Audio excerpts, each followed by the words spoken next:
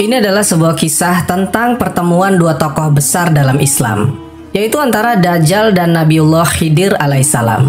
Dikisahkan, keduanya akan bertemu ketika bumi tengah diambang kiamat besar. Dajjal adalah manusia yang akan hidup sampai akhir zaman. Begitu juga Nabiullah Khidir alaihissalam. Banyak ulama berpendapat, Nabi Khidir masih hidup sampai hari ini. Dan jika dihitung usia beliau lebih dari 6.000 tahun. Dan dikisahkan, Dajjal memenggal kepala Nabi Khidir ketika keduanya bertemu di hari kiamat.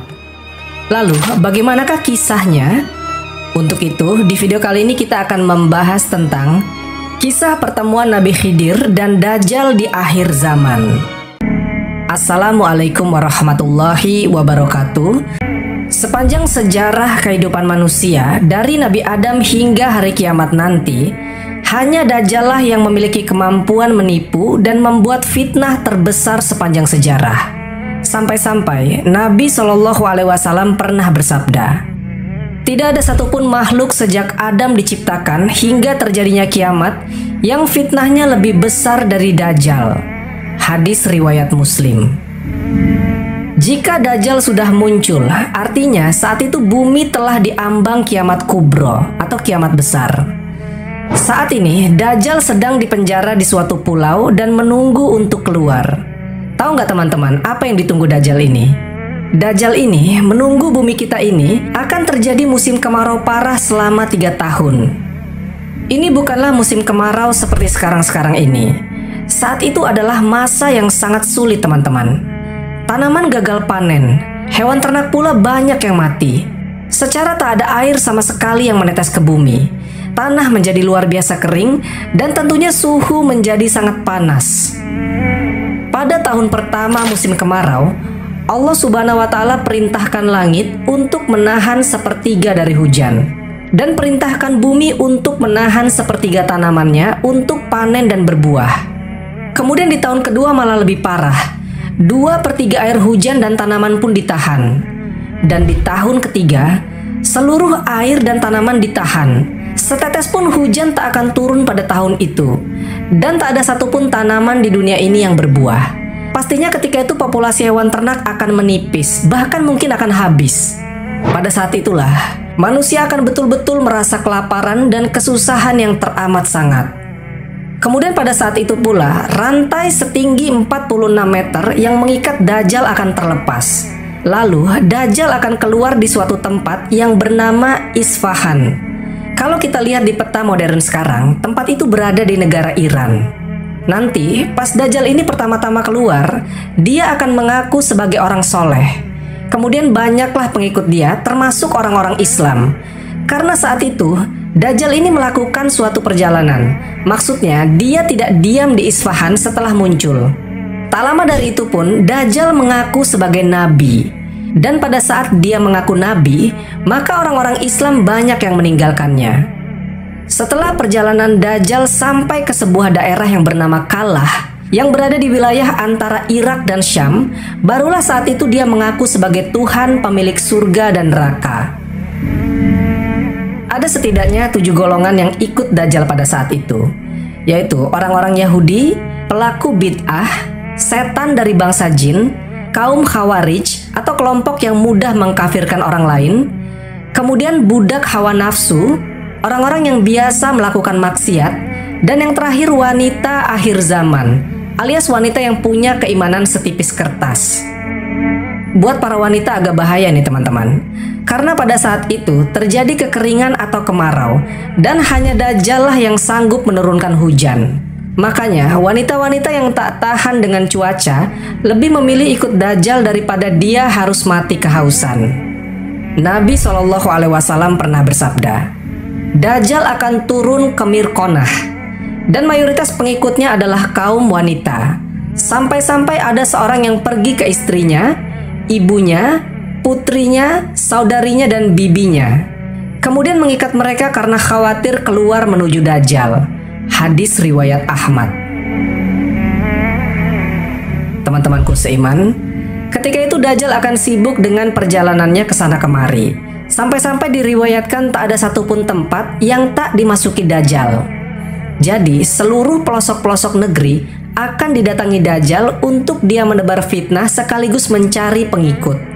Hanya 2 kota saja yang Allah Subhanahu wa Ta'ala lindungi supaya Dajjal dan para pengikutnya tidak bisa masuk, yaitu Mekah dan Madinah. Dan hebatnya lagi teman-teman, Dajjal mengelilingi seluruh bumi hanya dalam waktu 40 hari saja. Kemudian setelah fitnah Dajjal telah mencapai puncaknya, maka muncullah Nabiullah Khidir alaihissalam yang akan membongkar segala fitnah dan tipu daya dari Dajjal ini. Nabi Khidir akan bersaksi dan meyakinkan kepada seluruh umat manusia bahwa inilah Dajjal akhir zaman yang sesungguhnya. Beliau akan menjelaskan segala kebohongan yang dibuat Dajjal. Setelah Nabi Khidir bersaksi di hadapan umat manusia, kemudian Dajjal memenggal kepala Nabiullah Khidir. Lalu setelah melakukan itu, Dajjal memamerkan seluruh kekuatannya kepada umat manusia dengan maksud untuk merapuhkan keyakinan mereka atas persaksian Nabi Khidir tadi. Dan untuk lebih meyakinkan lagi kepada orang-orang dengan keahlian sihir yang luar biasa, saat itu Dajjal menghidupkan kembali Nabi Khidir yang sudah terpenggal dan tercincang. Setelah berhasil dihidupkan, dengan bangga Dajjal berkata kepada orang-orang, "Bukankah kalian telah melihat kekuasaanku sebagai Tuhan?" Maka semakin yakinlah ketika itu orang-orang yang telah mengikuti Dajjal. Mereka jadi betul-betul percaya kalau Dajjal yang ada di hadapannya itu adalah Tuhan. Lalu Nabiullah Khidir kembali menentang persaksian atau perkataan Dajjal tersebut. Beliau berkata, "Wahai umat manusia, dia tidak akan melakukan hal seperti ini terhadap seorang pun setelah aku." Kemudian Dajjal pun memenggal lagi Nabi Khidir untuk yang kedua kalinya. Namun atas izin dari Allah Subhanahu wa Ta'ala, ketika itu Dajjal tak mampu untuk membunuhnya dengan cara yang sama. Bahkan pedang atau gergaji pun tak sanggup untuk membunuh Nabiullah Khidir alaihissalam. Kemudian dikisahkan, Dajjal pun melempar Nabi Khidir ke neraka terakhir. Di dalam hadis dijelaskan, orang-orang yang menyaksikan kejadian itu mengira Nabiullah Khidir betul-betul dilemparkan ke neraka. Dan Rasulullah SAW pun segera menegaskan, padahal ia dilemparkan ke surganya Allah Subhanahu wa Ta'ala. Derajatnya mulia dan dia adalah syuhada di sisi Allah Subhanahu wa Ta'ala. Setelah kejadian itu, barulah sebagian umat semakin yakin dan segera berbaiat kepada Imam Mahdi. Rasulullah SAW bersabda, "Pria ini adalah orang yang derajatnya paling dekat denganku, sekaligus syuhada yang paling agung di mata Tuhan semesta alam." Ajal Nabi Khidir ditunda sampai ia mengingkari Dajjal. 2 kutipan hadis tersebut berasal dari riwayat Abu Sa'id Al-Khudri. Sobat Jazirah Ilmu yang dimuliakan Allah, sebenarnya ada khilaf dari para ulama mengenai masa hidup Nabi Khidir ini. Sebagian mengatakan Nabi Khidir telah lama wafat. Sebagian ulama lain berpendapat Nabi Khidir akan terus hidup sampai hari kiamat. Namun jumhur muhaddisin, yaitu pendapat sebagian besar para ahli hadis, mengatakan Nabi Khidir masih hidup dan akan terus hidup sampai hari Dajjal keluar nanti. Di dalam Sahih Muslim ada hadis yang mengisahkan tentang Dajjal, yang ketika itu dia tak bisa masuk ke kota Madinah. Lalu keluarlah seseorang dari sebaik-baiknya manusia, dan dia berkata, "Aku bersaksi bahwa kau benar-benar Dajjal yang dikatakan Rasulullah SAW kepada kita." Lalu Dajjal berkata, "Bila kubunuh orang ini, lalu kuhidupkan kembali, apakah kalian masih mengeluh?" Mereka menjawab, "Tidak." Maka Dajjal membunuhnya, lalu menghidupkannya kembali. Lalu berkatalah laki-laki yang dibunuh itu, "Aku semakin yakin bahwa kaulah Dajjal." Maka Dajjal ingin membunuhnya lagi, namun Dajjal tak mampu. Di dalam riwayat Abu Ishaq beliau berkata, laki-laki itu adalah Nabiullah Khidir alaihissalam. Hadis riwayat Muslim nomor 2938 Sahih. Kemudian ada riwayat dari Imam Nawawi yang mengatakan, jumhur ulama mengatakan bahwa ia masih hidup, sebagaimana dijelaskan dalam hadis keutamaannya. Dan mengenai kehidupan Khidir ini adalah kabar yang sahih. Selain itu juga dijelaskan bahwa datanglah seorang lelaki asing melawat Rasulullah Shallallahu Alaihi Wasallam. Ketika itu beliau tengah wafat. Maka berkata Sayyidina Abu Bakar dan Sayyidina Ali bin Abi Thalib, lelaki itu adalah saudara Rasulullah Shallallahu Alaihi Wasallam, yaitu Khidir. Teman-temanku seiman, jika Nabiullah Khidir masih hidup sampai hari ini, timbul sebuah pertanyaan. Apakah Nabi Khidir menikah dan punya keturunan? Jawabannya adalah, tak ada satupun riwayat yang mengatakan bahwasanya Nabi Khidir menikah dan punya anak. Namun, dijelaskan oleh Imam Nawawi bahwasanya Nabi Khidir tinggal di laut dan beribadah di laut.